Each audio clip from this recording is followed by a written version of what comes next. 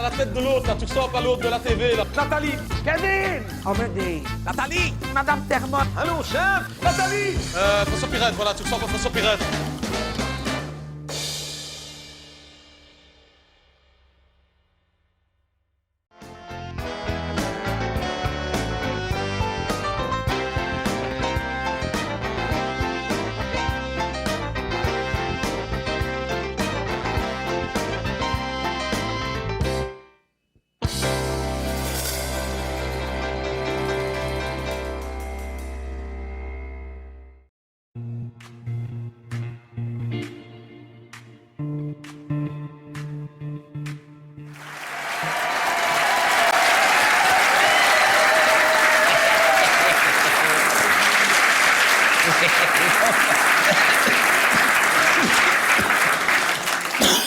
Oh, pardon. Fais attention parce qu'il paraît que je fais partie des personnes à risque. Ça, c'est sûr qu'au premier rang, lundi matin, il ne faut pas travailler. Excuse-moi. Il faut faire attention parce que... Oh, qu'est-ce qui nous ennuie ici? Oh, la grippe A. Oh, d'attraper la grippe A. Alors, faut fermer les fenêtres, faut fermer les portes, faut fermer les volets. Moi, je dis, écoute, la grippe, faut fermer les journaux, faut fermer la radio, faut fermer la TV, on n'en parlera plus.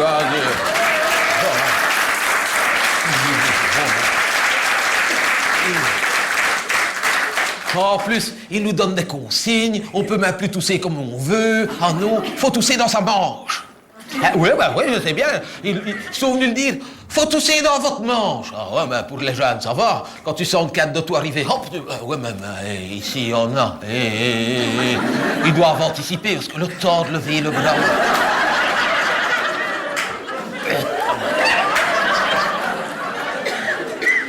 Celui de la chambre d'à côté, il a une sinusite. Il n'arrête pas. Il éternue du matin au soir. À chaque fois qu'il éternue, dans sa manche. Oui, mais une fois, ça va. 2 fois, ça va. Oui, mais après, ça sèche. Ah oui. Des 2 côtés, parce que... Bah tiens, madame. Ah oui, mais et à son âge. Et t'as plié ton bras quand ça sèche. Faut une fameuse force, hein. Lui, il n'y arrive plus, hein. Il n'y arrive plus, donc à chaque fois maintenant qu'il éternue. Ah, tiens! Quand t'es pas prévenu, ça fait drôle, hein. Il y a l'infirmière qui me dit, c'est d'origine nazie. Je dis, non, lui, c'est d'origine nasale.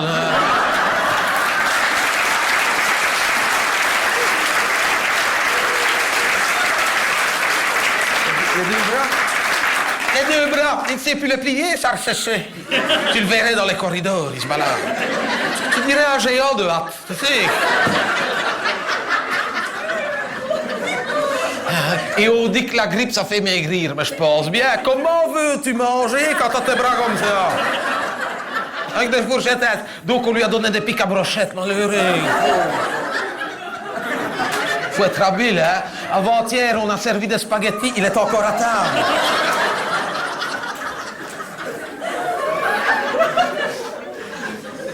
Oh, oui, ça. Faut faire attention quand même. Ils nous ont dit surtout, ne prenez pas froid. Oh, on fait attention. Mais ici, je dois dire qu'on n'a pas à se plaindre.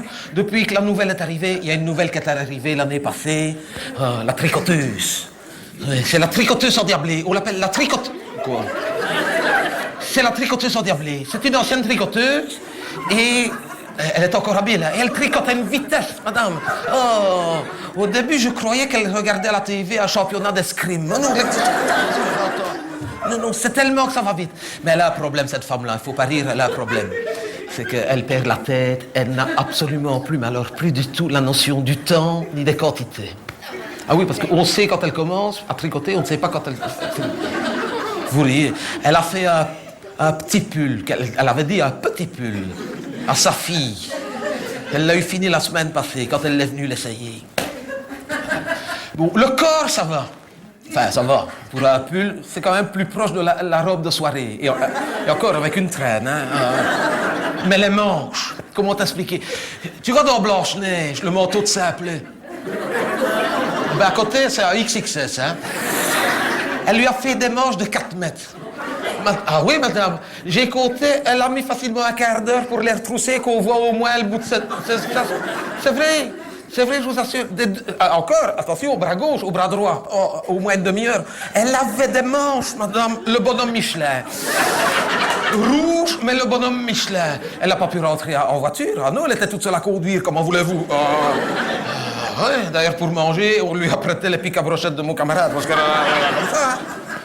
Ah oui, je vous dis, des manches de 4 mètres. Pour lui demander l'heure, faut s'y prendre un quart d'heure à l'avance. Hein, parce que... Vous riez, vous, madame. Elle n'a plus du tout notion du temps, ni de proportion, des quantités. Oh, c'est triste. C'est quand même triste. Parce que, bon, elle s'est fait abonner pour elle. Elle tricote vite, hein. Ah oui, pourtant, elle tricote vite. 6 mois qu'elle a mis. 6 mois qu'elle a tricoté son bonnet. En circonférence, ça va.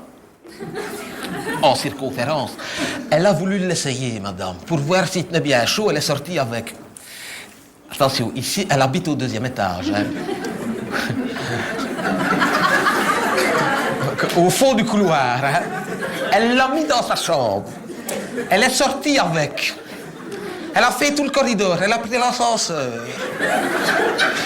Elle est passée devant le bureau des infirmières. Elle est sortie...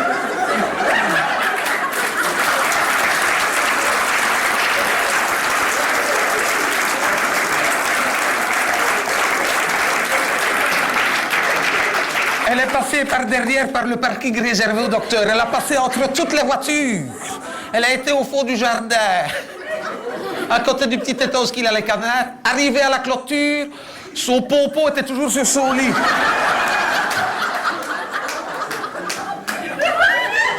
Un bonnet de 87 mètres, madame. Vous riez, on a dû lui confisquer, hein. On a eu peur qu'elle s'étrangle avec, ah ouais. Ah oui, parce qu'elle n'était pas revenue par le même ascenseur, elle a pris celui-là.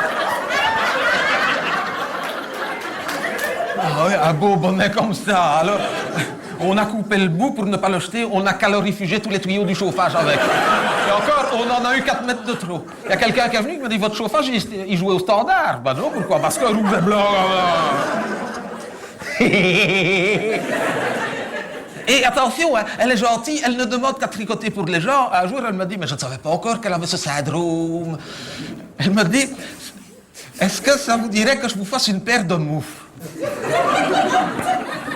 Quelle couleur? Bon, moi, classique, noir et blanc. Elle m'a fait des moufles, madame.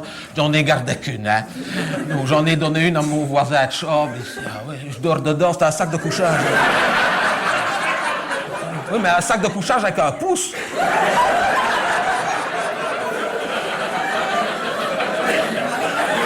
Moi, je dors sur le dos. Mon voisin, il dort sur le ventre. Oui, mais sur le ventre. Un sac de couchage avec un pouce assis. Noir et blanc. L'infirmière de nuit est passée, elle n'était pas au courant. Elle a fait « Sauvez Willy !»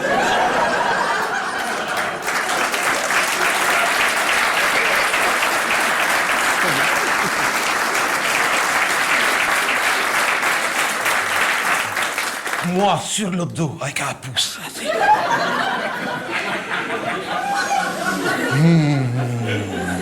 Quand l'infirmière a repris son service au matin, qu'elle est rentrée dans ma chambre, qu'elle m'a vu avec un matin. Elle n'a pas voulu me laver, elle a eu peur.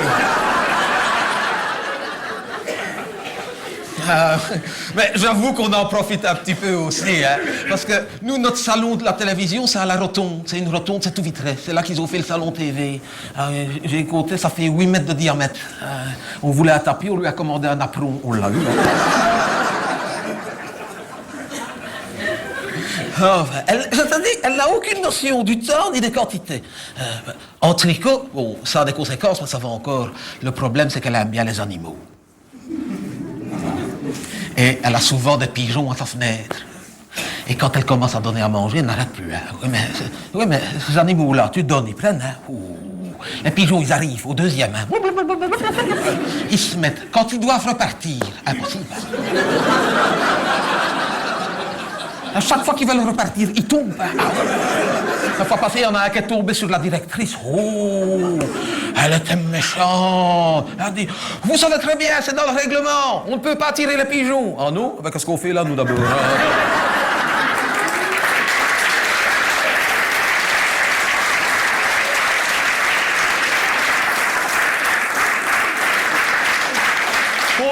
Ah, tirer les pigeons, c'est pas nous qui a commencé, hein.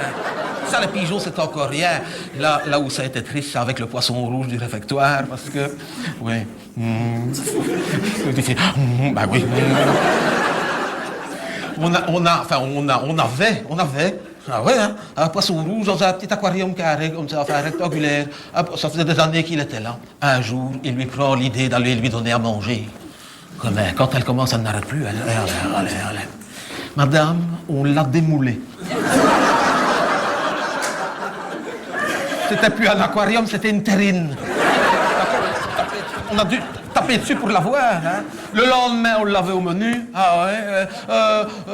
Poisson en terrine dans sa chapelure. J'ai encore eu de la chance. Moi, j'ai eu la tranche avec le petit scaphandrier. Alors que mon voisin de shop, il a eu celle avec le thermomètre.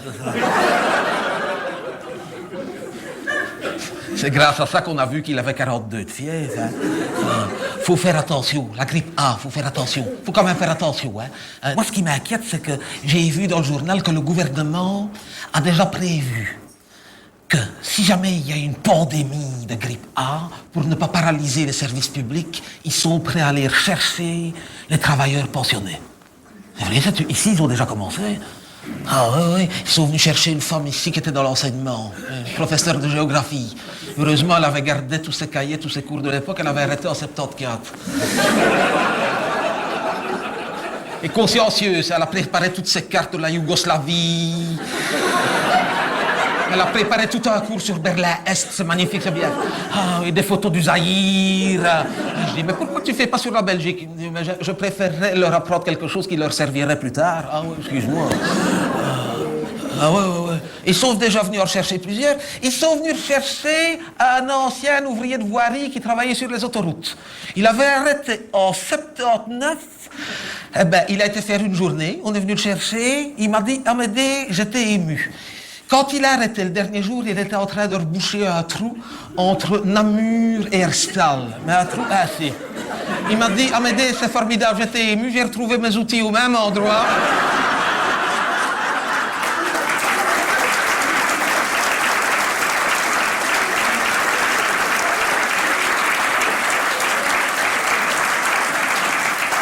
Je me souviens que le dernier jour, ma femme avait mis une pomme dans ma mallette, je l'avais mangée sur le chantier, j'avais dû laisser tomber le trognon dans le trou, il y a un pommier comme ça. Ils sont venus chercher une femme, ici. Elle était comptable au logis social de Charleroi. Elle m'a dit, j'ai retrouvé mes cahiers dans le même état, les mêmes colonnes, les mêmes chiffres, à part que maintenant c'est en euros. Mais aussi nous, c'est la même chose. Et en plus, ça lui faisait plaisir de reprendre du service parce qu'elle avait gardé les clés de chaufferie de tous les immeubles du logis social de Charleroi. Ça faisait 31 ans qu'elle les avait. Elle a pu les rapporter. On a enfin fait l'entretien de chaudière. Ce qui m'inquiète, c'est qu'ils sont venus rechercher un ancien ingénieur de Tillange. Là, c'est pas parce qu'ils étaient malades, c'est parce que la centrale est tellement vieille que maintenant, avec la nouvelle équipe, ils ne savent pas comment est-ce que ça fonctionne. Ah non, parce qu'un jeune, tu lui demandes de faire fonctionner quelque chose où il n'y a pas d'ordinateur, il ne s'en sort pas. Hein. Donc ils sont venus le chercher parce que lui, il faisait encore les mélanges à la main. Enfin, moi, ce que j'attends, c'est qu'ils soient tous malades à la télévision. Parce que si on va rechercher les anciens présentateurs, au moins, on aura quelque chose de bien à regarder à la TV.